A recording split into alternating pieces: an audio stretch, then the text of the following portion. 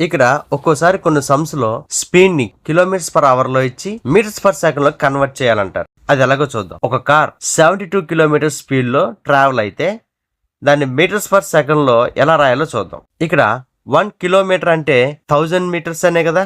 అదే 1 hour equal to 60 minute and 1 hour equal to 60 into 60 seconds.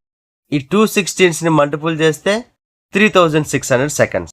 అంటే 1 kilometre per hour ని 1000 metres by 3600 seconds గా రాయొచ్చుగా. ఈ number లో న్యూమినేటర్ లో ఈ 2 zeros ని అండ్ డినామినేటర్ లో ఈ 2 zeros ని క్యాన్సిల్ చేయొచ్చు కదా.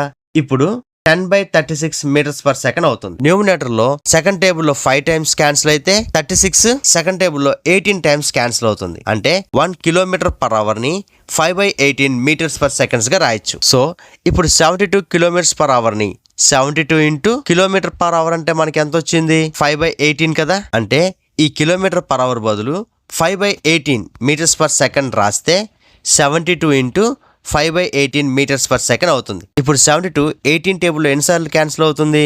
4 టైమ్స్. అండ్ 18 1 టైం క్యాన్సిల్ అవుతుంది. So 4 into 5/1 metres per second. ఇక్కడ 4 into 5 చేస్తే 20 మీటర్స్ పర్ సెకండ్ అవుతుంది. కింద డినామినేటర్ లో 1 ఉంటే రాయక్కర్లేదుగా. సో 72 కిలోమీటర్స్ పర్ అవర్ అంటే 20 మీటర్స్ పర్ సెకండ్ అని రాయొచ్చు. ఇలా ఏ ప్రాబ్లం లోనైనా కిలోమీటర్స్ పర్ అవర్ ని మీటర్స్ పర్ సెకండ్ లోకి మార్చాలి అంటే జస్ట్ కిలోమీటర్స్ పర్ అవర్ బదులు 5/18 మీటర్స్ పర్ సెకండ్ అని రాస్తే చాలు. అదే మీటర్స్ పర్ సెకండ్ లో ఇచ్చి కిలోమీటర్స్ పర్ అవర్ లోకి మార్చాలంటే 18/5 తో మల్టిపుల్ చేయాలి. 18/5 అని మల్టిపుల్ చేసి మీటర్స్ పర్ సెకండ్ ప్లేస్ లో కిలోమీటర్స్ పర్ అవర్ అని రాయాలి.